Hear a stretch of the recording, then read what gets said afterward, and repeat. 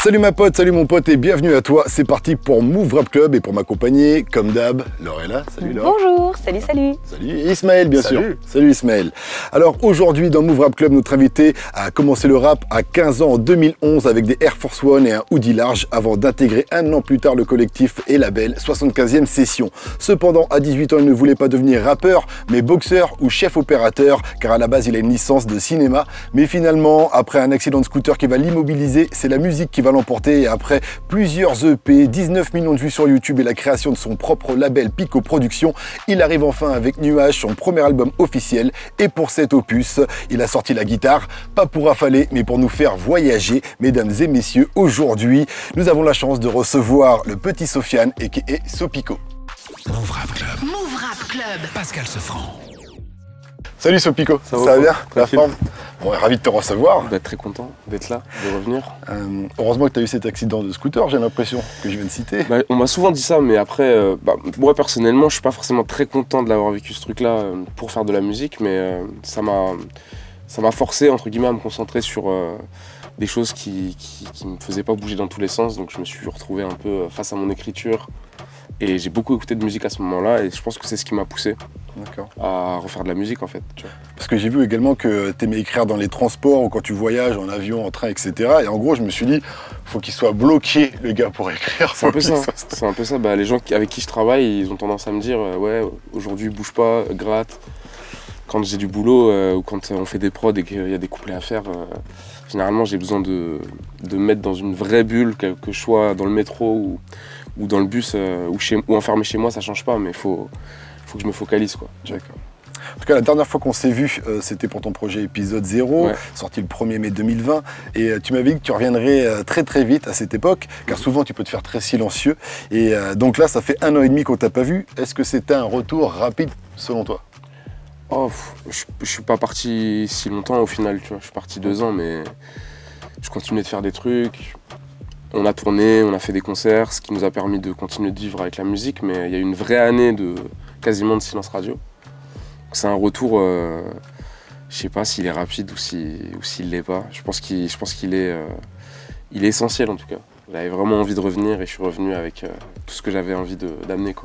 Comme tu dis, dans Tout va bien, tu as pris ton temps pour faire un truc écoutable, c'est ça? Ouais, un petit peu, ouais. Je voulais faire quelque chose qui s'écoute réellement. C'est-à-dire que je voulais faire un projet, limite presque un album d'écouteurs.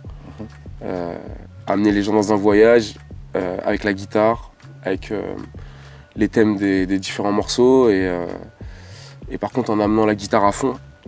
Alors qu'avant j'étais beaucoup plus gentil on va dire, et je jouais beaucoup plus acoustique. Là j'ai voulu ramener toutes les couleurs que je voulais amener à travers mon instrument et je l'ai fait dans 10 morceaux. Il y a 3 interludes mais il y a 10 morceaux où il y a vraiment la guitare et ma voix, donc je suis content de revenir avec ça, c'était ultra important. En tout cas, tu as fait un retour fracassant avec le clip de Slide, dans lequel tu descends donc de la tour Payel en rappel, si je puis dire. Donc ma question est simple, what the fuck? C'est une question très simple. Je me suis dit, on va faire un gros clip, j'ai envie de faire quelque chose de spectaculaire. J'ai un morceau qui est assez particulier. Il y a juste un boom pendant tout le morceau, une guitare qui joue quasiment le même air du début à la fin. Et le mot qui revenait tout le temps, c'était têtu, têtu. On discutait, je parlais avec mes potes, je parlais avec mes équipes. On me disait têtu. Je me suis dit, je vais faire un truc têtu, je vais prendre des risques, je vais faire une vraie cascade. Je vais me suspendre, je vais être têtu, on va me dire ouais t'es sûr et tout, je vais faire ouais je suis sûr. Et du coup c'est comme ça que le clip de Slide est né. Et le réal est un peu fou, je suis un peu fou, donc on s'est bien entendu sur ce point-là. Et on s'est assuré pour pouvoir faire cette cascade sans qu'il m'arrive grand chose.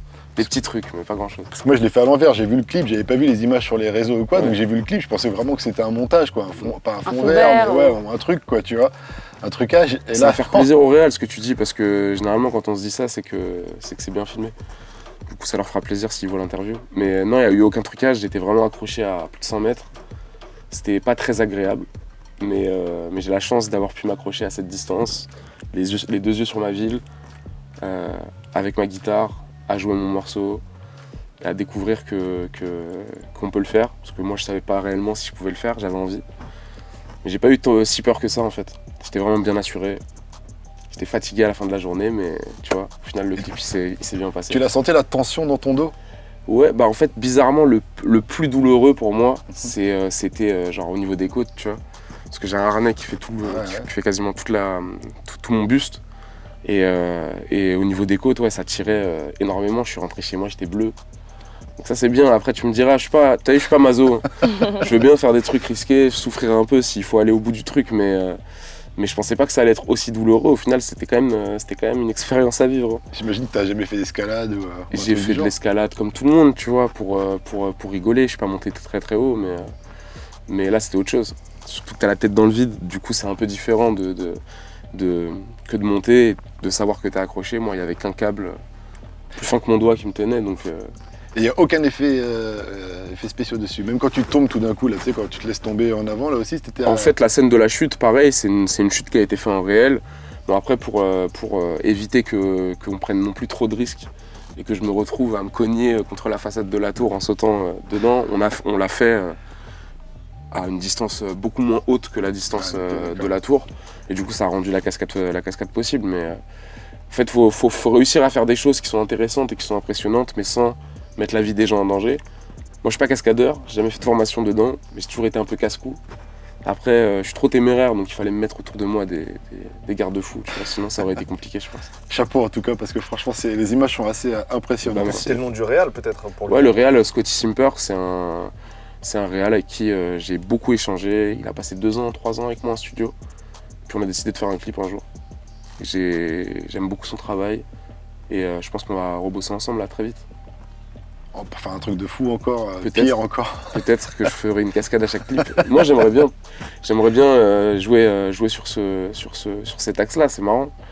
Le risque, on prend tous des risques à différentes échelles dans nos vies et j'aime bien montrer ça dans les clips, je trouve ça intéressant. Et sur tes réseaux, je crois que tu as mis pour la légende, quelque part. Ouais, c'est un peu ça. Bah, après, je l'ai fait, donc aujourd'hui, si on me disait accroche-toi à une haute distance, j'aurais vraiment quasiment plus d'appréhension, je pense.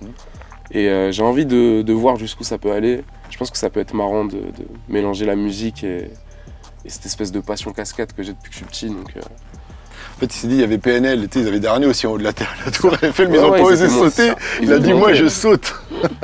C'est un peu ça. Il y aura peut-être un saut en parachute dans un clip un jour. Ouais, franchement, j'aimerais bien. Ça serait cool. Pour revenir sur Slide, en tout cas, c'est un morceau très rock sur une prod de Yodelis. Et dedans, tu dis, je suis la fusion de Nirvana et de Wu-Tang. Est-ce que ça a été dur pour toi de trouver l'équilibre entre ces deux styles ou est-ce que c'était naturel pour toi? Je pense que ça a toujours été instinctif. Donc, je sais pas, pour moi, c'est pas très dur de mélanger mes influences rock et mes influences rap.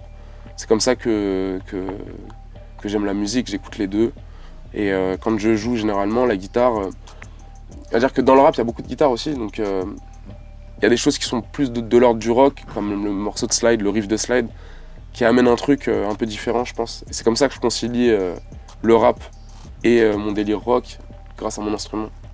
Dans Slide, tu dis également, mon album va déclencher la haine des frères. Ouais, c'est une manière un petit peu insolente de dire que je fais une proposition radicale et que sans doute qu'il y aura beaucoup de gens qui seront très contents de me voir m'amuser dans ce domaine-là.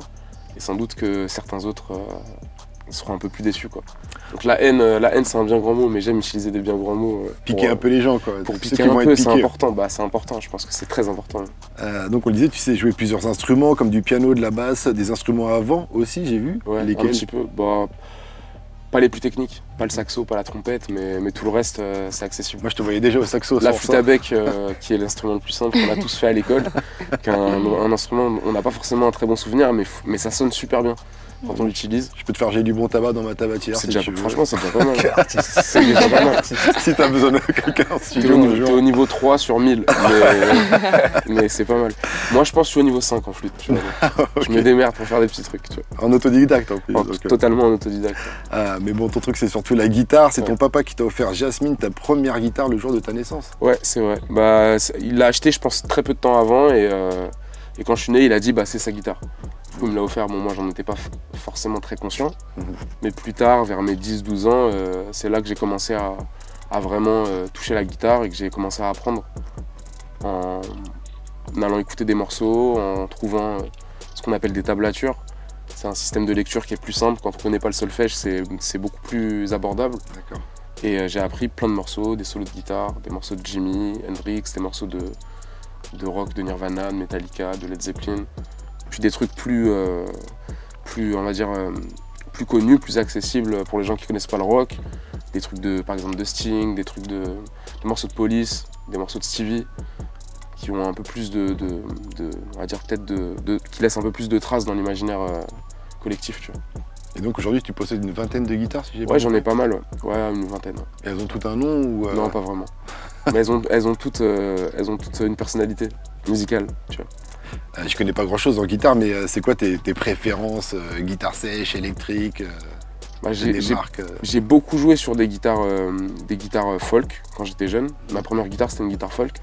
Et très vite j'ai eu envie de faire de la guitare électrique. Donc pour moi sur scène on peut avoir un son beaucoup plus puissant avec une guitare électrique. On peut jouer beaucoup plus sur les effets et tout. Du coup je préfère aujourd'hui jouer sur une guitare électrique que jouer sur une folk.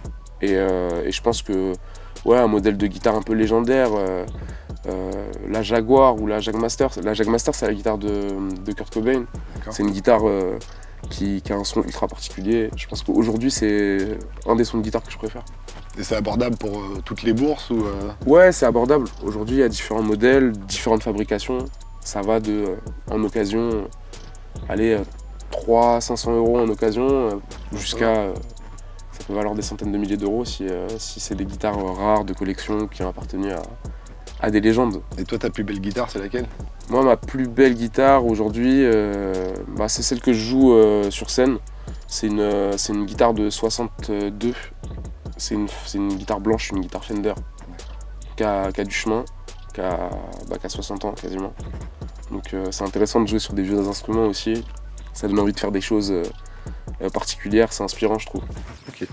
Dans le dernier titre Wave, tu dis faire du rap, ça n'a jamais fait rentrer l'oseille. Est-ce que c'est pour ça que tu t'éloignes un petit peu du rap en faisant un peu plus de rock, en mettant un peu plus de pop dans ta musique ou pas? C'est une bonne question, mais c'est pas ça que je voulais dire. Ce que je voulais dire, c'est en fait dans ce morceau, je suis un peu à la place du mec qui commence à faire du son et qui a pas vraiment de vision, qui a pas vraiment d'objectif en faisant de la musique. Et en fait, quand on a commencé à faire du son, et je pense que tous les gens avec qui j'ai commencé, ils ont le même constat, c'est on fait de la musique, quand on décide d'en faire à 100%, on fait de la musique à perte. Jusqu'au moment où on arrive, si on a de la chance et si on travaille, à en vivre. Et c'est plus cette période, donc avant de vraiment faire de la musique à plein temps, être un artiste et en vivre, qui me fait dire ça.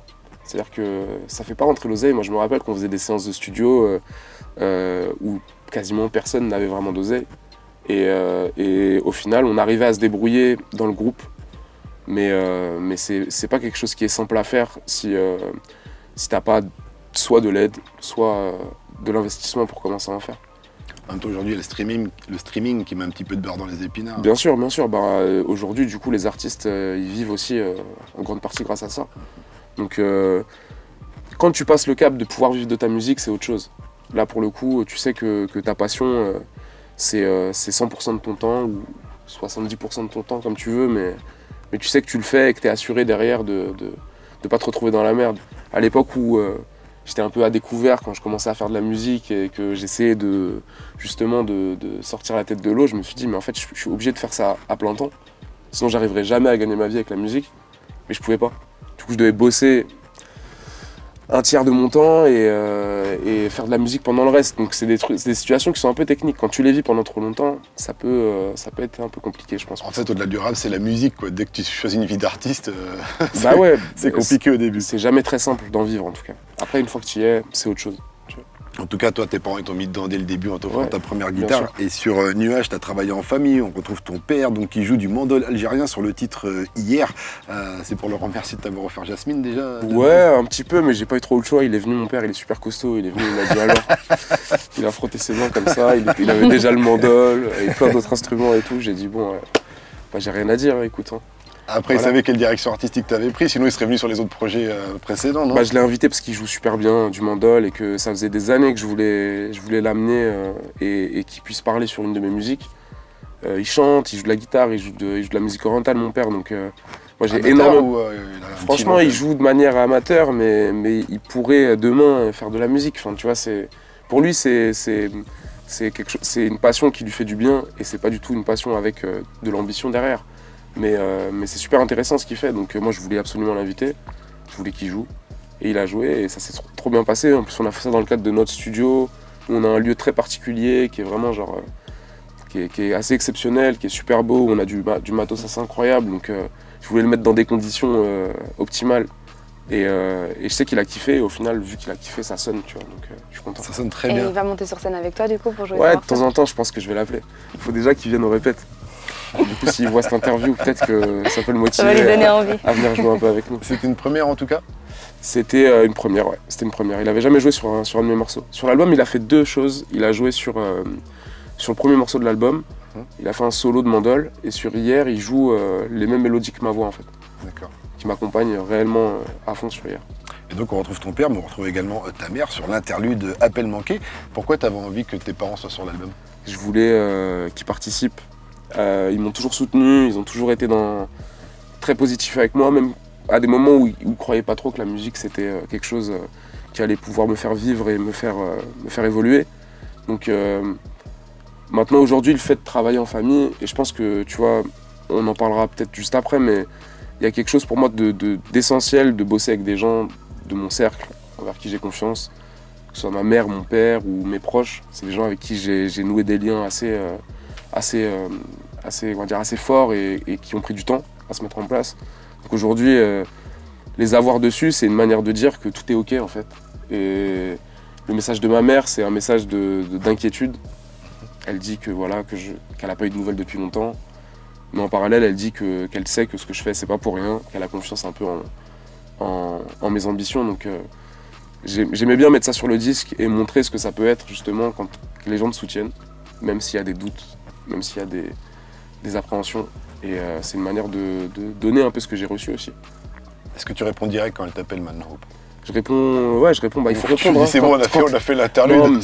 Non, mais quand les parents appellent, il faut répondre, c'est important. Tu vois, c'est très important. Les rares fois où je l'ai pas fait, j'étais au sous-sol, il n'y avait pas de réseau. Tu vois. Ouais, j'arrive, bien sûr. On connaît tous ce genre de situation à un moment où. Mais j'étais souvent au sous-sol dans le studio, donc ça captait pas. Ça captait pas beaucoup pendant un moment. Il n'y a pas vraiment de fuite en tout cas sur ce projet, si ce n'est Anna-Gat qu'on retrouve sur l'interlude de Gibraltar, ouais. C'est ça. C'est une très bonne amie à toi. Ouais. C'est elle aussi qu'on retrouvait sur l'interlude de épisode 0 ou pas? Non, sur l'interlude d'épisode 0, c'était des voix informatiques. Donc c'était pas des personnes concrètes. C'est celui qui a une voix féminine également. Mais la voix féminine, c'est une voix informatique, c'est génial. On dirait une vraie voix, mais c'est une voix qui a été complètement écrite. Et là sur l'album, c'est Anna-Gat, c'est une autrice qui écrit, avec qui j'ai beaucoup d'affinités artistiques. Et du coup, j'ai décidé de la laisser parler, d'avoir une vision extérieure. Il y a la vision de ma mère et il y a la vision d'Anna-Gat sur cet album. Je trouve que c'est une manière de donner un peu de recul aux gens et je trouve que c'est super bien écrit et que ça fait énormément de bien. C'est un moment de poésie au cœur de l'album qui aide un petit peu à rentrer dans les titres qui suivent en fait. Donc c'est vraiment son moment à elle, d'accord? Je pensais que c'était toi qui avais écrit les... Non, j'ai pas écrit, justement c'est le seul endroit où j'ai laissé l'écriture et où j'ai fait confiance à quelqu'un d'autre, mais je suis assez content. Je parlais d'épisode 0, la dernière fois qu'on s'était vu, on en avait parlé parce qu'il y avait un message codé dans l'interlude d'épisode 0 et tu m'avais dit que la clé peut-être pour décoder, il fallait 3 clés, que la 3e clé serait dans le prochain projet. Donc avec Nuage, on y est. Ouais. Franchement, j'ai écouté, j'ai pas trouvé la clé pour décoder. Non, mais après t'es pas dans le Discord où il y a 120 personnes et 150 théories. D'accord. Mais j'aime bien mettre des messages cachés.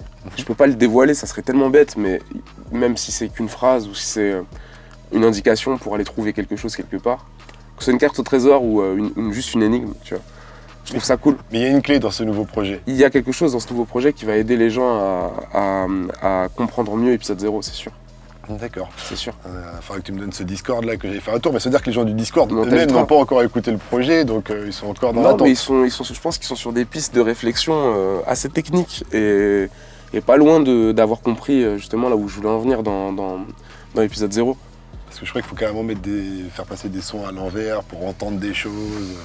Écoute, Poker face. Il dira rien. J'ai donné du grain à moudre à des gens et on s'amuse beaucoup, je trouve ça très drôle. Okay. Je reviens de temps en temps dans le Discord et je lâche une phrase ou deux et je vois ce qui se passe, s'ils arrivent à trouver le bon chemin, mais on n'est pas encore à la fin de ce truc-là.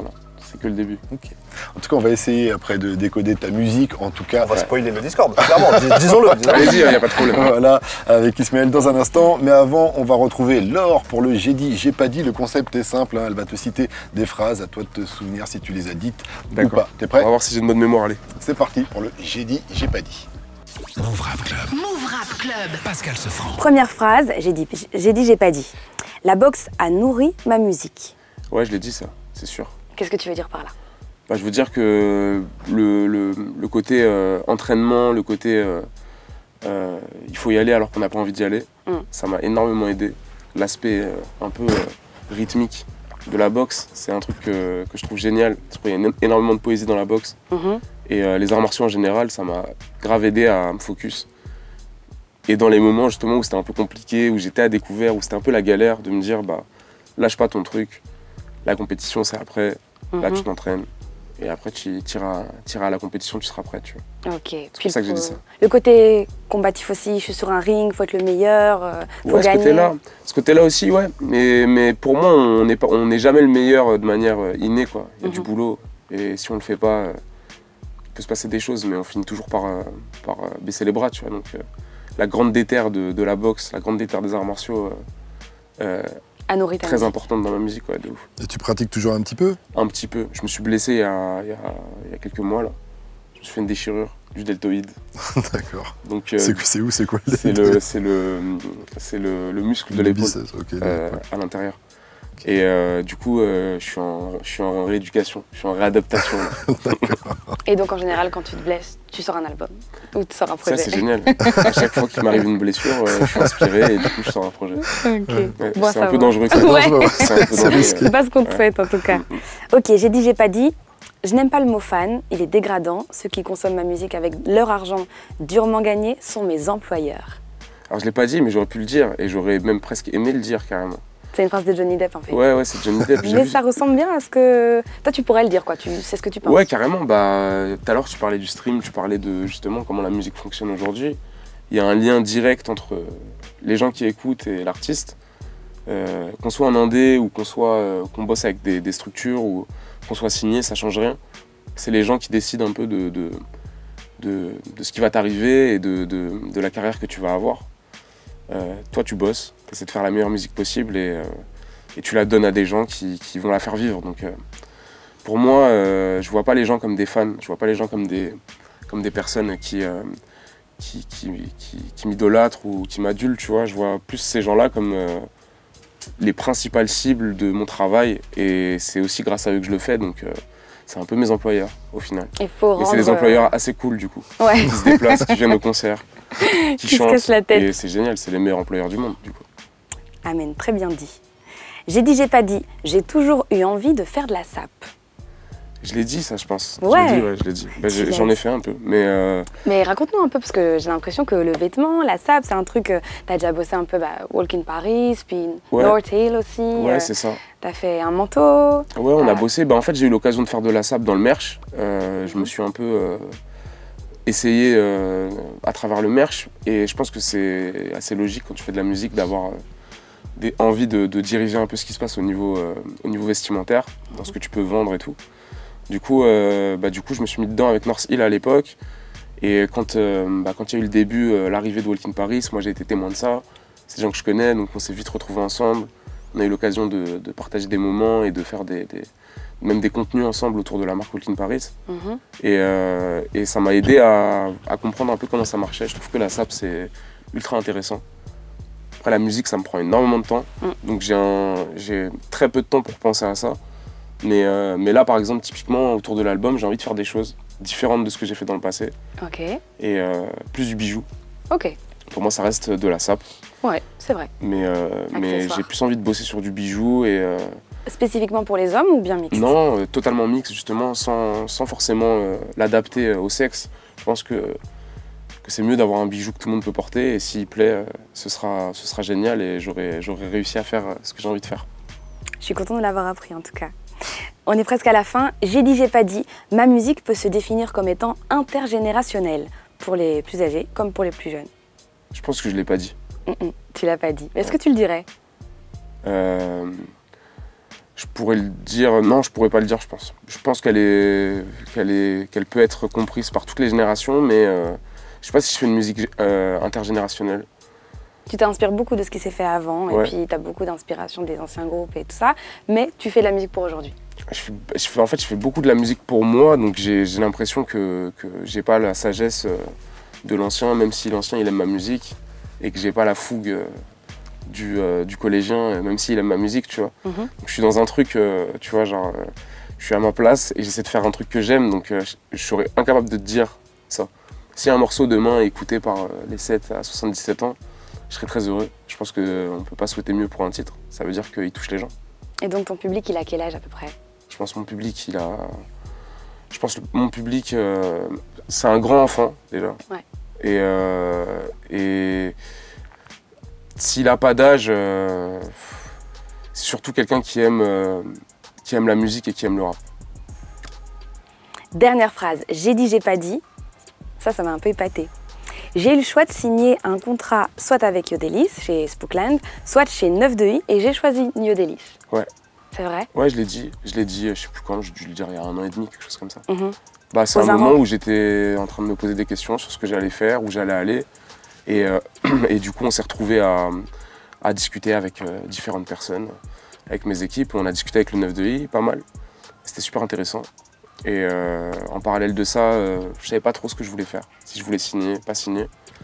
Et donc quelques mois plus tard, après avoir décidé finalement de rester très indépendant, et je me suis retrouvé à rencontrer Yodelis, à faire de la musique avec lui et à réfléchir à ce qu'on pourrait faire dans l'avenir. Et du coup, on a décidé finalement de s'associer justement sur l'album. J'ai l'impression d'avoir signé avec un artiste qui a les mêmes rêves que moi, tu vois, qui fonctionne à l'instrument. Et je pense que c'est le grand argument de Yodelis, ça a été ça, parce qu'on a joué d'abord. C'est plus divers, c'est plus hybride, c'est plus organique, c'est plus soi-même. C'est lié à l'instrument en fait. Et c'est lié aussi à la vision par rapport à la guitare, à la vision par rapport à cette fusion qu'il peut y avoir entre justement les musiques que j'aime dans le rock et ce que j'aime aussi dans le rap. Donc j'étais un entre-deux. Fallait que Booba il te parle avec une guitare en fait. Ça ça. aurait marché s'il était avec une guitare. Bah non, mais en fait je pense que Booba il aime aussi énormément les instruments, ça se ressent sur beaucoup de ses titres. Mais en fait, je pense que surtout à cette époque-là, j'ai fait le choix de rester encore indépendant pour avoir plus de recul, pour comprendre comment tout ça fonctionnait. C'est-à-dire qu'à l'époque, on me parlait d'édition, on me parlait de choses comme ça, je ne comprenais pas du tout ce que ça voulait dire. Pour autant, on avait des discussions genre, très intéressantes et instructives pour moi avec le 9-2i. Et du coup, j'ai dû prendre beaucoup plus de recul, je pense, avant de me décider. Et c'est pour ça que je suis resté indé jusqu'au jour où on a décidé de bosser épisode 0 avec Yodelis en fait. C'est une grosse décision quand même. C'est clair, mais si tu réponds au 9-2i, c'est bon d'être indépendant, ils vont pas te dire le contraire en tout cas. Mais non, bien sûr que non. En plus, comme je te dis, hein, quand tu arrives et que tu rencontres des gens qui ont 20 ans de carrière, qui ont développé des choses, qui ont passé même tu vois, des waves différentes dans le son, c'est ultra intéressant et flatteur. Qu'on nous propose justement de travailler avec ces gens-là. Moi, j'étais très content, très flatté, d'autant que j'ai écouté Booba toute ma jeunesse. Ce qui a joué, c'est le recul, le désir d'apprentissage, comprendre ce que veut dire la musique. Ce qui m'a poussé aussi à monter mon label. C'est comme ça que j'ai décidé de fonctionner, en apprenant et après en me décidant, tu vois. C'était un sans faute en tout cas, apparemment. Yes, sans faute. Ça va, je me rappelle bien. Tu te rappelles bien. J'ai plutôt une bonne mémoire, c'est cool. Merci Laure. On va continuer de parler de musique avec l'interview Nuage d'Ismaël. Move Rap Club. Move Rap Club. Pascal Sefranc. Sopico, je voudrais qu'on commence par évoquer le titre du projet, Nuage. C'est un mot qui a une double signification, parce qu'à la fois positif, parce que c'est le rêve, l'évasion, c'est aussi plus négatif parce que ça cache le soleil, un peu la joie aussi. Et je trouve que ça symbolise bien la double ambiance de ce projet qui navigue entre mélancolie et volonté d'être heureux. Comment t'en es arrivé à ce titre-là en fait? Pour moi, c'était évident que je devais appeler l'album Nuage. Il y a un truc dans les nuages, comme tu as dit, qui peut représenter différentes choses. C'est pour ça que j'ai eu envie de l'appeler comme ça. Il y a les nuages dans le ciel bleu et il y a l'orage qui vient gâcher ta journée, tu vois. Les nuages de fumée. Et exactement. J'y avais même pas pensé. Ouais, il y a aussi un peu ça. Ah, il y a le nuage de fumée, mais pour le coup, là, c'est moins le nuage de fumée, c'est plus pour moi, le nuage qui a une forme, et tu le regardes et tu dis, hey, là, je vois ça dans le nuage, vous avez vu ce que je vois dans le nuage? Et 5 minutes après, ça a bougé et c'est devenu autre chose. Donc pour moi, ce qui représente le plus ce nuage dans mon album, c'est la guitare en fait. Elle bouge, elle change, elle a plein de formes, elle sonne différemment d'un morceau à l'autre, mais elle est toujours là. Et c'est pour ça que cet album s'appelle Nuage, parce que tu vois, je vais continuer de faire des métaphores, je vais m'amuser, tu sais. Le ciel, il peut être tout bleu, mais il peut y avoir un gros nuage dans ta tête, tu vois. Genre, ce que je veux dire, c'est quelque chose qui est omniprésent et en même temps qui change de forme. Et cet album, il est à l'image de mes émotions. Il évolue, il varie. Et j'ai voulu le traduire dans 10 tracks. Tu as dit justement que les nuages, c'est des choses sur lesquelles on peut projeter un peu ce qu'on veut. Ouais. Des images dans lesquelles on peut projeter ce qu'on veut. Et je trouve aussi que ça incarne un peu une partie de ton écriture qui est un peu énigmatique par moments. C'est-à-dire que moi, je l'ai écouté, tu as dit tout à l'heure que c'était un son pour écouteur, enfin un album pour écouteur. Ouais. Moi, je l'ai écouté en marchant dans Paris et tout, parce que j'arrivais pas à me focus chez moi, parce que j'avais besoin d'être dans un mode un peu d'évasion. Et je trouve que même en revenant sur les textes, on capte des ambiances, on capte des bouts de dessin, mais c'est jamais limpide ou clair. Est-ce qu'il y a une volonté pour toi d'être un peu insaisissable dans les textes? Il y a toujours un côté un peu abstrait dans ma façon d'écrire et quelque chose de très, justement, qui pousse, entre guillemets, à une part d'interprétation de l'auditeur, tu vois. J'aime bien ce truc-là, je l'ai toujours aimé et je pense que je le répéterai jamais assez, mais pour moi, il y a quelque chose dans ça qui permet de découvrir et de redécouvrir les morceaux. Et autant c'est quelque chose qui instinctivement que j'aime faire, autant quand je relis les textes et que je me dis ok là je suis quand même, il y a certaines choses que j'ai cryptées, d'autres choses qui sont beaucoup plus claires, qui sont des phrases simples comme bonjour, direct, tu vois. Ouais. Mais genre pour moi c'est important qu'on puisse justement capter d'autres choses et moi je pense à des morceaux en fait qui m'ont marqué, qui ont ce truc là, tu vois, genre un morceau que j'ai adoré. Je sais pas, par exemple, Pas le temps pour le regret, pour moi, il y a un truc dans ce morceau qui, en fonction de ton énergie, en fonction de ta journée, tu vas le projeter différemment. Et en fait, c'est ça que je veux faire. Je veux créer des moods, en fait. Je veux créer des espèces de couleurs de morceaux, mais pas forcément y mettre un storytelling, pas forcément y mettre trop d'explications de ma vie personnelle. Et c'est toujours très planant, très aérien du coup, tu vois. Chacun se le réapproprie un peu à sa façon. Exactement. Excuse-moi, mais pourtant le rap c'est quand même très concret en général. Ouais, tu vois, je me considère pas par exemple typiquement comme un rappeur conscient, tu vois. On a tendance à dire que le rap conscient c'est un rap qui te met les pieds sur terre, qui te pose des idées concrètes et qui te sert un bloc qui est assez brut pour que tu puisses en comprendre tous les aspects, tu vois. Moi ce que j'aime, même dans l'art en général, c'est justement le côté un peu plus insaisissable. Le côté abstrait, il m'intéresse. Et je pense que c'est pour ça que dans ma musique, la part de concret, elle est plus ou moins présente en fonction des tracks. Tu vois, un morceau comme Nuage, c'est une chanson d'amour un peu. Et ce que je dis, c'est que je suis sur un nuage. Mais je le dis à ma façon, avec, entre guillemets, genre ma poésie. Et pour le coup, j'essaie de faire ressentir ce que je ressens aux gens qui l'écoutent.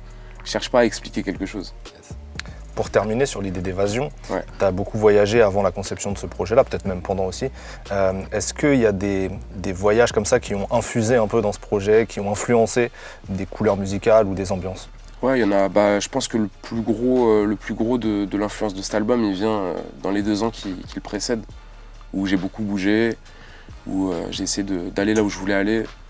Et il y a des inspirations de voyage partout. Il y a des morceaux que j'ai écrits au Japon, il y a des morceaux que j'ai commencé à écrire, j'étais en voyage au Danemark. D'autres qui ont été faits à la campagne, en France. Et comme je t'ai dit, j'aime bien écrire dans le voyage, j'aime bien écrire dans le mouvement. Donc tous ces moments où je prenais l'avion, tous ces moments où je prenais le train, et puis parfois aussi les moments où j'étais arrivé, posé, me servaient à écrire, énormément. Et musicalement, tu as eu des influences un peu dans ces voyages-là qui t'ont marqué? Tu vois, je suis pas allé en Amérique du Sud, mais il y a une influence un petit peu latino, musique latino dans les accords et dans le choix des mélodies dans l'album. Je pense que c'est parce que j'aime beaucoup justement le jazz manouche, la musique latino-américaine, la bossa. Et du coup, j'ai cette inspiration qui est venue baver un peu sur mes compos. Vu que j'ai tout composé, que ça part souvent d'une guitare, Il y a une grosse influence des guitares latines et des guitares aussi, des guitares orientales. Qu'est-ce que t'attends pour y aller alors? Je vais y aller, hein. C'est prévu. Qu'une question de temps. Il y a eu le Covid un peu, hein. C'est prévu. C'était compliqué. Là, c'est bon apparemment. Tu as dit, tu as reparlé de la guitare. C'est vrai que cet album-là, c'est l'album d'un duo, c'est toi et ta guitare, et vous êtes vraiment souvent très seul sur ce projet-là. Pourquoi ce choix volontaire de ne pas mettre parfois plus d'instrumentation? Est-ce que c'était pour pas casser cette fusion que tu as avec la guitare? C'est pour rester justement dans un dialogue à l'oreille un peu. C'est pour avoir un projet où il n'y a pas beaucoup d'éléments, mais où ce que je dis et où les mélodies et les émotions que je veux faire passer, on sait où elles sont. Et en fait, en live, ça m'aide. T'as laissé de l'espace? J'ai laissé beaucoup d'espace, donc je peux faire ce que je veux en fait en live. Et ça, c'est génial. C'est-à-dire que les morceaux, ils prennent une forme totalement différente, soit beaucoup plus agressive, soit beaucoup plus planante et beaucoup plus rythmique, surtout en live. Parce qu'on joue du coup avec des batteries et avec plein d'autres éléments qu'il n'y a pas sur l'album. Moi, j'adore la musique que j'écoute le plus, c'est une musique que j'écoute dans mes écouteurs quand je suis seul. Après, j'aime bien écouter de la musique quand je suis en groupe avec des gens, mais je pense que c'est pas ma façon à moi de faire de la musique. Donc c'est comme ça que l'album il est devenu aussi minimaliste et que la guitare elle a pris autant de place.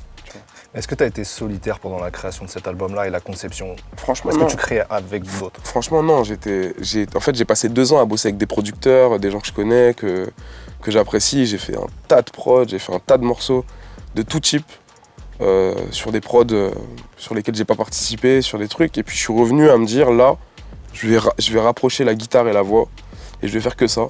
C'était un vrai choix radical, mais je vais faire que ça et on verra par la suite si je décide de plus instrumentaliser des morceaux. Et ça va être le cas d'une certaine façon, ça va être le cas. Mais je voulais d'abord amener ça, la guitare et la voix. C'était pas une obsession, mais c'était ce que je voulais réellement, c'était ça. C'était quoi le rôle de Yodelis dont on a parlé tout à l'heure, qui est donc Maxime Nucci, qui est un compositeur qui a travaillé pour beaucoup de stars de variété, notamment Johnny, mais d'autres aussi. C'était quoi son rôle à tes côtés? Il m'aiguille, c'est un gros musicien, très gros guitariste. Il vient faire de la réal sur des morceaux, il vient me dire « Ouais, là, t'as choisi de faire ça, est-ce que tu penses que ça, tu devrais pas le changer ?» Et en même temps, il me laisse une liberté totale. J'enregistre moi-même les instruments, je compose, il me conseille. Quand il sent un truc, et je lui dis « Ouais, là, t'as une idée, tu sens un arrangement », il prend une guitare, il pose un arrangement. Et c'est presque on compose presque comme si on jouait en live, tous les deux. Parce qu'en fait, on est 2 dans le studio, on a tous les 2 une guitare et on essaie de voir ce qu'on peut apporter à un morceau en composant comme ça. Après, tu vois, sur 2 morceaux de l'album, on a décidé de bosser ensemble, on a vraiment co-composé des morceaux, mais sur le reste du temps, il m'a fait confiance. Et je pense qu'il est très bienveillant et il sait ce qu'il fait. Donc en fait, il y a un espèce de rapport qui me tire vers le haut musicalement. Et c'est un très très bon réal d'album. Ouais, pour affirmer aussi une direction artistique forte, parce que c'est un choix audacieux que tu fais là. Est-ce que tu penses, quand tu composes, aux attentes d'un public, ou est-ce qu'un public peut avoir envie de toi? Parce que là en plus t'as mis du temps à faire ce projet-là, ouais. T'étais absent en partie. Est-ce que ça te trotte dans la tête un moment de l'art du contre-pied? Je pense que c'est marrant de jouer sur le contre-pied, d'amener un morceau doux et le lendemain d'envoyer un truc qui fait beaucoup de bruit. Mais je pense pas à comment va recevoir le public, je pense plutôt à comment moi je vais l'envoyer quand je vais le jouer. Donc en fait, je reviens toujours à ce truc de live et je reviens toujours à ce moment où vas-y on casse la distance, où je vois les gens en face de moi et où je joue mon morceau. Et c'est ça le plus important, c'est mon meilleur indicateur, c'est ça. Tu vois, j'ai fait un morceau il y a quelques années qui s'appelle La Nuit, qui est ultra simple, c'est juste une guitare, genre un arpège de guitare et une chanson un peu, on va dire un peu mélancolique, un peu sincère. Et ce morceau en live, je le trouve un peu magique parce qu'il n'y a quasiment rien, mais il y a une tension, tu vois, il se passe quelque chose. Et moi, c'est ça que je cherche quand je joue. J'essaie après, quand je le répète, quand je vais en live, quand je vais avec ma guitare et tout, c'est de retrouver ce truc-là. Et si moi je le ressens, normalement, c'est bon. C'est-à-dire qu'en live, ça fonctionne. Et sur le disque, ça veut dire que l'émotion, elle est là. Donc après, moi, je suis tranquille, tu vois. J'ai pas peur, j'ai pas d'appréhension. Je me mets pas à la place de quelqu'un. On est tous tellement différents, t'as vu. Je peux pas savoir. Justement, pour terminer là-dessus, là, l'album n'est pas encore sorti. Est-ce que t'es t'es quand même un peu anxieux de la réaction du public face à ce projet ou pas du tout, confiant? Non, je suis pas anxieux. Je suis content que ça sorte. Et j'ai hâte de le jouer. J'ai hâte de passer à la suite. J'ai hâte de pouvoir utiliser mes contre-pieds, tu vois. Aussi. Parfait. Merci Ismaël. Avec plaisir. Et merci. Sopico, tu as fait des études de cinéma, tu as aussi joué dans une série sur Netflix intitulée The Eddie. Ouais. C'est une série dramatique, mais tu m'avais déjà avoué que ton truc à toi, c'était plutôt les films d'horreur, de SF ou de fantastique. Ouais. Donc tout de suite, je te propose de faire un test pour savoir quel personnage de science-fiction tu es. Vas-y, j'adore. T'es prêt? Vas-y. Alors c'est parti pour le test d'anti-personnalité. Move Rap Club. Move Rap Club. Pascal Sefranc. Alors, tu te retrouves face à un alien. Quelle est ta réaction? Petit A, tu essayes de discuter avec lui. Petit B, tu lui exposes la tête sans chercher à comprendre. Ou petit C, tu cours pour lui échapper. Je pense que d'abord, je cours. D'abord, tu cours. Ok. En tout cas, dans le cadre de la science-fiction, généralement, c'est pas trop bon signe. Ah, yes. Tu dois choisir une arme. Petit A, tu prends un sabre laser. Petit B, un gros fusil mitrailleur. Petit C, tes mains. Ah, moi, je suis plus école sabre laser. Ou les mains, mais que s'il y a de la magie autour. Que s'il y a la force. Voilà, exactement. On va dire sabre laser, allez. Tu dois choisir un son. Tu préfères le petit A, Booba vaisseau mère. Petit B, Soprano, Planète Mars 2021 avec Jules et SCH. Ou petit C, Necfeu, Saturne. Oh, je pense... le Sopra, je pense. Le Sopra, Ouais, Planète Mars c'est 2021. une bonne BO de science-fiction, ça serait génial que ce soit un morceau... C'est clair. la BO d'un film de science-fiction, ce serait incroyable. Grand film. Planète Mars, forcément. Oui, forcément. On te propose une mission dans l'espace. Petit A, tu te prépares avec tout l'équipement nécessaire. Petit B, tu acceptes sans réfléchir. Ou petit C, tout dépend combien tu es payé. Ah, j'accepte sans réfléchir. Yes. C'est de la cascade. C'est du jamais vu. C'est du slide. On l'a pas c'est fait, on la va le tour faire, allez, PL. c'est parti. Ok. Prenons des risques. Ton ami se fait attaquer par une créature inconnue. Petit A, tu le sauves. Petit B, tu te sacrifies pour lui. Petit C, désolé frère, chacun sa route, chacun son chemin. Oh, je pense que je le sauve. Un petit front kick, ça dépend la taille de la, ça dépend la taille de la bête, mais 2-3 front kick au pire. Tu sauves ton pote, les cours de boxe, tout Ouais, ça. au quoi. pire, à deux, tu vois, on lui fait une clé de bras et un étranglement, on voit si ça marche, tu vois. Ça dépend de la créature, hein, t'as vu. Mais bon. Quelle est ta principale qualité? Petit A, ta force. Petit B, ton charisme. Petit C, ton intelligence. Ah, j'ai envie de te dire mon intelligence, en plus ça va faire rire mes potes parce qu'ils m'appellent Jimmy Neutron parfois. D'accord, ok. Du coup, je vais dire ça. Ça marche. Ouais. Tu es dans une navette spatiale, un astéroïde va s'écraser dessus. Quelle est ta réaction? Petit A, tu décides de manœuvrer la navette, quitte à y passer. Petit B, tu prends l'unique capsule de sauvetage, allez, salut. Ou petit C, oh mon Dieu, on va tous mourir. Bon, je vais crier, on va tous mourir et on va faire une dernière jam, tu sais, on va envoyer un dernier morceau Façon Titanic. et on va partir avec le sourire. Et dernière question, à l'école, tu étais petit A, l'intello de la classe, petit B, la grosse brute, ou petit C, le mec cool? J'étais l'intello de la classe, après je suis devenu le mec cool et j'ai jamais été la grosse brute, mais peut-être que j'ai eu des petits élans parfois, tu vois. Par contre, j'ai jamais embêté personne. On va prendre l'intello de la classe. Qu'on retrouve les gens qui étaient avec moi à l'école. Ouais, j'étais un peu l'intello. Au début, j'étais un peu l'intello. Ok. Après, je suis devenu un petit rebelle. Très bien. Eh bien, je vais te dire tout de suite quel personnage. Eh bien, tu es le T-800. Wow. Terminator. Je suis pas gentil, hein. Tu es un gros bourrin prêt à buter tout le monde et foncer dans le tas afin d'arriver à tes fins. J'ai essayé d'être un peu gentil quand même. Bah, pourtant, ouais, je pensais pas que t'allais tomber là-dessus. Ah, écoute, je suis le T800 et puis voilà, ils sont très rapides, très Ouais, solides. c'est pas mal aussi, ça a du style. Ça me va, c'est carré. J'avais pas Dr Manhattan, mais sinon j'avais Daniel Jackson. Tu vois, c'est qui? Ouais, je vois, ouais. Dans Stargate ou Han Solo encore. Ouais, je préfère être le T800. Hein. Ah bah. Comme ça, c'est réglé.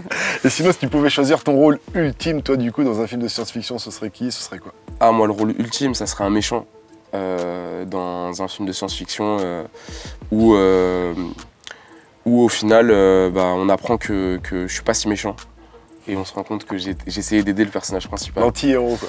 Un peu genre, tu vois, Rogue dans Harry Potter. Yes. Ah ouais. Sans le flow de Rogue, mais genre Rogue dans Harry Potter. Genre, Tout le long, on croit qu'il est méchant jusqu'à la fin. j'adore ces personnages, ils me régalent. Merci, De rien. c'est Pico.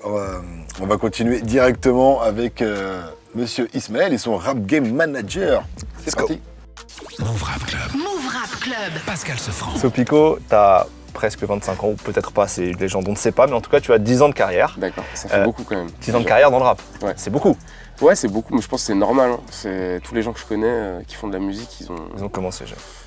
ils ont un peu de temps, tu vois, avant. Et j'aime bien me dire que j'ai 10 ans de rap. Il y a 10 ans, je rentrais à Bercy, j'allais faire un open mic avec des gens avec qui je suis toujours. Je trouve ça cool. Du coup, c'est une interview, 10 ans dans le rap. Ouais. 5 petites questions, c'est rapide. Allez. La première question, est-ce que tu as un souvenir marquant en studio? Que ce soit quelque chose de magique, de galère, une pression, un souvenir marquant en studio? Souvenir marquant, un truc un peu marrant, c'est un jour je suis resté genre 30 heures dans le studio, porte fermée, avec de quoi survivre quand même. Genre plusieurs Capri-Sun, un peu de cons, des clopes, enfin vraiment genre le minimum. J'avais un brownie aussi. Et du coup je suis resté archi longtemps dedans et j'ai pas dormi et j'ai bossé et j'ai essayé de faire plein de trucs. À l'époque je travaillais sur la prod.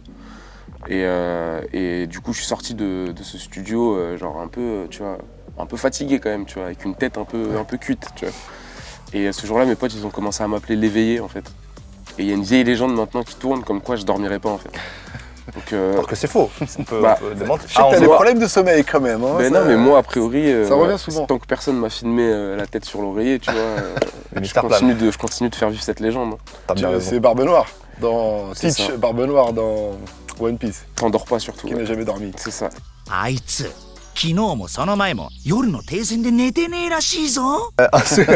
souvenir marquant de scène. Souvenir marquant de scène Il y en a plein. Un jour, j'étais avec ma guitare et mon micro. Et je jouais pas de guitare du coup parce que je tenais mon micro et je sautais partout et je rappais dans le micro. Et je suis tombé de 2 mètres de la scène, du coup avec la guitare. Et j'ai mis un coup de guitare à un vigile, il s'est pris un coup de guitare dans la tête.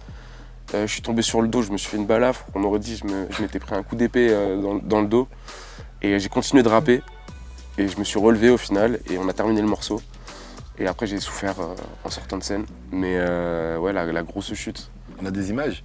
Je crois qu'il y a une image, ouais. Si on la trouve, on vous l'envoie direct.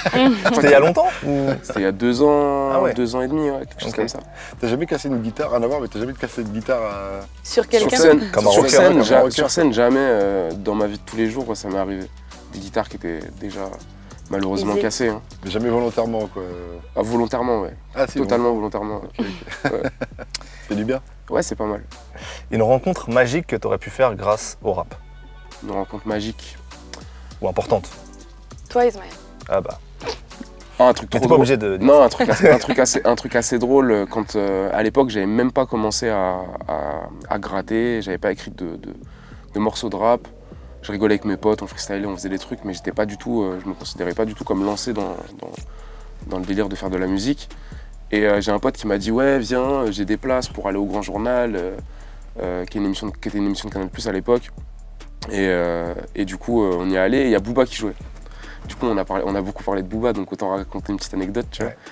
Et du coup, à l'époque, il sortait Caramel, je crois, si je dis pas n'importe quoi. Donc, il jouait ça sur scène, il fait son morceau. À la fin de l'émission, je retrouve mes potes. Et on va en backstage, du coup, via un poteau à moi. Et du coup, on va voir Booba. Et puis, moi, je savais pas commencer à faire du rap. Donc, je me disais pas, ouais, je fais du rap. Je rencontrais un artiste, on va lui dire bonjour. Et je vais le checker. Et il me dit bonjour. On dit bonjour aux gens qui sont avec lui. Et là, mon pote, il dit à Booba, ouais, il fait du rap. Et il fait ça. Et il me montre comme ça. Et t'as Booba qui se retourne et qui dit, ah, tu fais du rap? Et il m'a dit un truc, franchement, toute ma vie, je m'en souviendrai, je trouve ça génial. Il m'a dit, accroche-toi. Hein.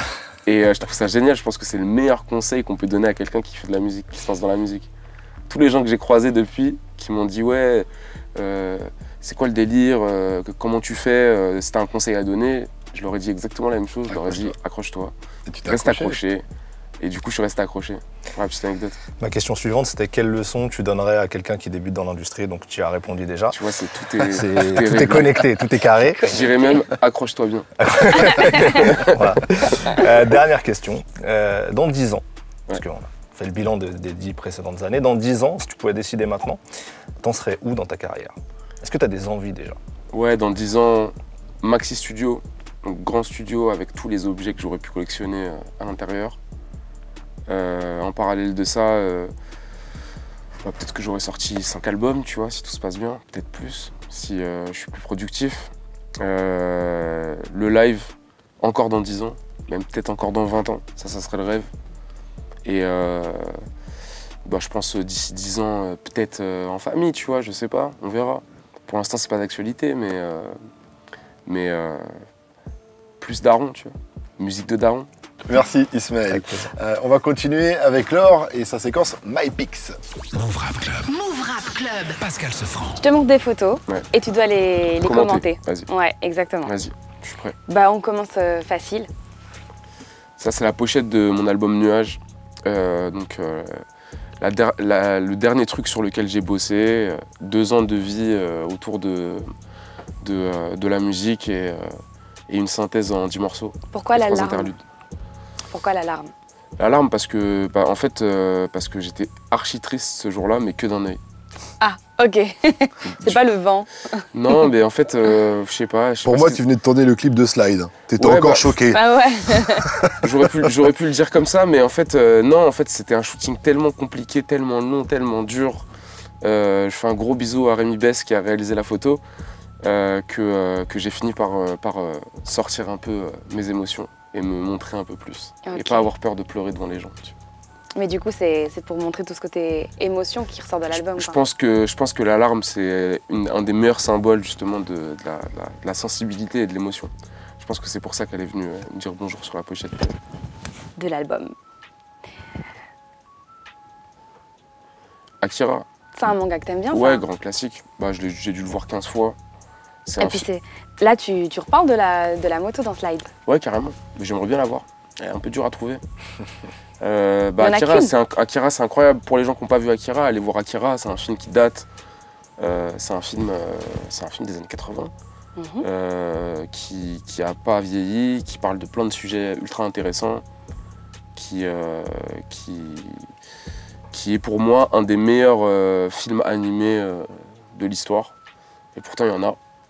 Et des géniaux. Mais c'est une grosse référence pour moi, que ce soit en termes d'ambiance, de couleurs, même de musique. Tu vois, il y a un truc dans Akira qui est assez agressif, qui est assez futuriste, avant-gardiste, tu vois. Je trouve ça super intéressant. Du coup, c'est l'occasion pour moi de te parler un peu manga, dessin. Toi, tu dessines beaucoup. Ouais, j'adore dessiner. Ouais. Et là, tu vas nous sortir prochainement un animé ou un manga ou... Bah, j'aimerais bien, pourquoi pas. Je fais des trucs. Je bosse sur des idées, je dessine beaucoup de mon côté. Il y a des trucs qui sont liés au dessin qui vont arriver dans les mois qui viennent. Des trucs plus perso.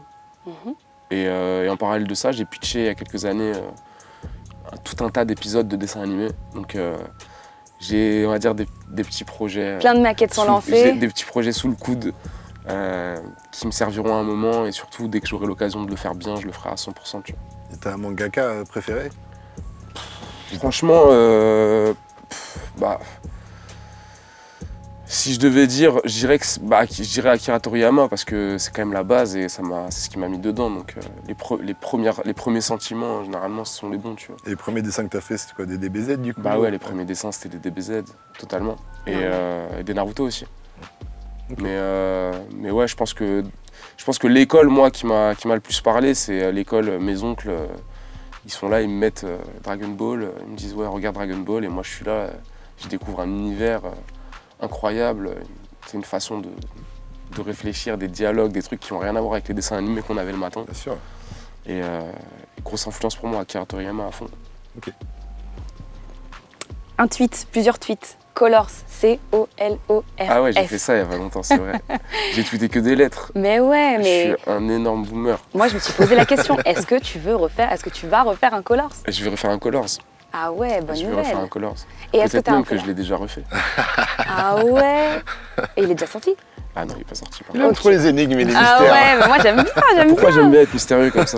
C'est une bonne question. La prochaine fois que je viens vous voir, j'enlève tout mon mystère. Pourquoi t'aimes bien être mystérieux? Je sais pas, on a quand même pas mal d'infos. Je crois que j'aime trop en fait. Non, j'ai écrit Colors, en toutes lettres, pour dire aux gens qui ont aimé le premier Colors de rester sur leurs appuis. Ok. On rappelle que t'es le premier Français à avoir fait un Colors. Ouais, carrément. Bah, je m'en suis rendu compte peu de temps après avoir fait mon Colors, mais en fait, j'avais jamais pris ce paramètre en compte à l'époque. Et c'était une expérience incroyable. C'est quelque chose qui m'a aidé à être découvert d'un public beaucoup plus grand. Et comment eux avaient entendu? C'est un coup de pouce quand même pour ta carrière. Bah, ça a été un énorme coup de pouce, mais ça a surtout été presque un step. Je suis allé avec ma guitare sur une prod que j'avais faite. je crois que c'est la première fois que je compose et que je joue en direct en fait. Ouais. Tu ouais, tu voulais me demander. Ben, comment eux t'avaient repéré à l'époque? Parmi tout le rap game À l'époque, ils m'ont dit on est tombé sur ton SoundCloud et on a kiffé des sons et on t'a appelé. Donc les mecs ils diguent quoi, un peu quoi. Colors, c'est vraiment, ça a rien à voir avec ce que tu es en train de faire, ça a tout à voir avec ce qu'ils entendent quand ils mettent les écouteurs et qu'ils tombent sur ta musique. Après, il faut savoir que Colors, c'est un média allemand. C'est la naissance du média, elle est née en Allemagne et ils décident de monter un truc autour d'un concept qui est assez simple. Plusieurs artistes qui viennent jouer live des morceaux et une couleur par artiste. Yes. Donc, on attend ton suivant quoi. Ouais, bah j'ai hâte. On peut choisir sa couleur? On peut choisir sa couleur, ouais. Attends, j'ai une question avant là, parce que tu l'as fait. Donc, je sais que tu vas pas dévoiler grand chose, mais juste une question. Permets-moi ça. Non, pourquoi pas si tu veux. Quel morceau? Mais non, est-ce que c'est un inédit ou est-ce que c'est un morceau qu'on connaît déjà ou qui sera dans l'album? Non, je peux le dire, je pense. Déjà, le Colors, c'est un inédit parce que. T'as vu, je suis allé à Colors une fois, je suis allé faire un morceau qui était dans aucun projet, qui est juste arrivé comme ça et qui est sorti chez eux. Et quand on a recommencé à discuter, il y a un moment, on s'est dit ouais, il faut faire un inédit, c'est ultra important. Moi je leur ai dit bien sûr, c'est évident. Et après inédit à l'album, je sais pas, tu vois, encore une fois, encore du mystère. Mais faut savoir que mon album est court et que c'est volontaire aussi, tu vois. Donc j'ai pas voulu mettre trop de morceaux pour plein de bonnes raisons. Et je pense que la sortie du Colors, elle va donner une de ces raisons aussi. Mais le fait d'avoir fait un premier Colors qui avait vraiment pété, ça t'a mis la pression pour ce deuxième ou tu t'es dit bah je l'ai fait une fois, je peux le faire deux fois? Mais non, Colors c'est trop bien. C'est Colors, tu viens, t'as vu, les gens je les connais en plus, ça fait 3 ans, 4 ans, tu vois, donc c'est trop bien, t'arrives, t'es super bien accueilli. Moi je sais ce que je vais jouer, t'as vu, j'ai ma guitare. T'es confiant. Je dois juste prendre mon micro, faire mes trucs et après bah, tu poses le truc. Quand on l'a fait le Colors là, bah, récemment, je sais pas, on a fait 3 prises, 4 prises, on s'est arrêté, après on a fait autre chose.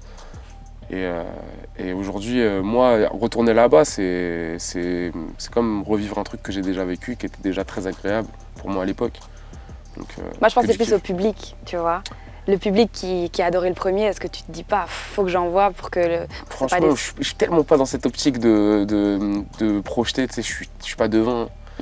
Je peux pas savoir ce qui va se passer, la seule chose que je peux faire c'est contrôler ma vibe. Et quand j'y vais, kiffer. Et profiter aussi, tu vois. Tu vas à Berlin, un voyage tu changes de cadre que grâce à la musique, tu vas là-bas, tu fais ton truc. Mais j'aime bien le morceau que j'ai choisi. Ok, très bon à savoir. Du coup on arrive à la fin, il m'en reste encore 2. Il y a celle-ci, c'est l'occasion de parler un peu de... Ouais, The Eddy, bah, ça ouais. c'était sur le set carrément. Bah, cette photo c'est l'équipe de The Eddy, c'est les comédiens et musiciens qui sont sur scène avec moi.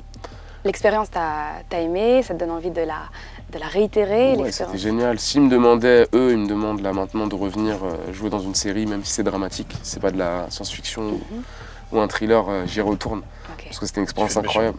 Mais ouais, peut-être il y a un twist avec mon personnage, et mon personnage qui est juste un guitariste sur scène devient en fait un énorme tueur.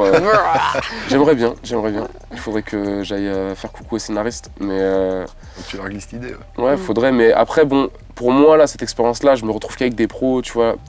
Dans les musiciens, il y a Damian et Joey, qui sont 2 musiciens incroyables, qui sont des musiciens professionnels de jazz, qui sont monstrueux. Il y a un mec qui s'appelle Randy là, qui est à côté du saxophoniste, qui est un des plus gros pianistes du monde en fait. Et chacun de leur façon, c'est les meilleurs. Okay. Donc pour moi, c'était génial. On apprend toujours à mieux avec les meilleurs.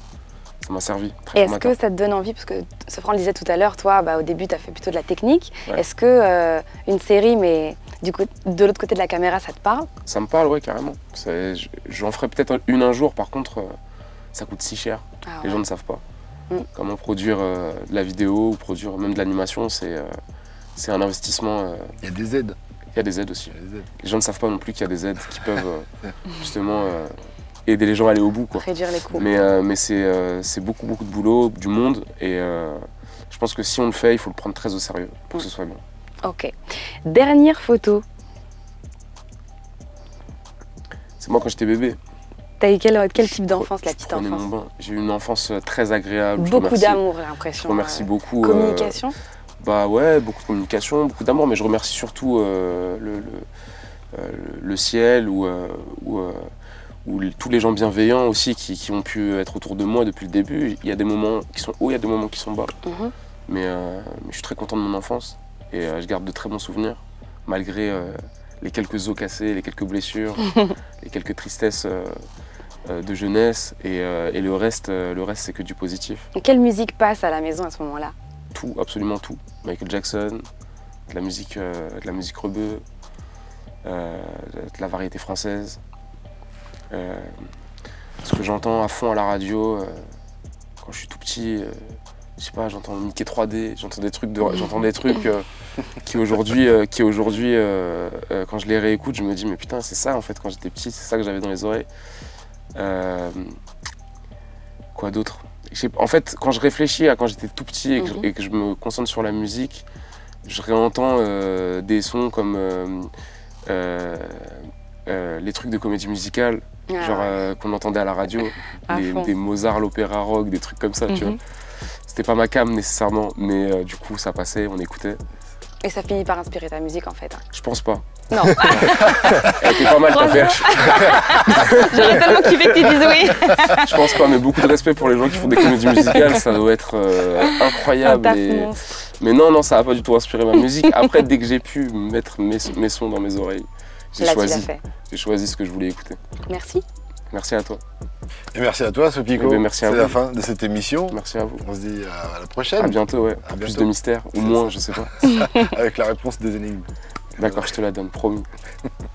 Move Radio, Hip Hop Nation.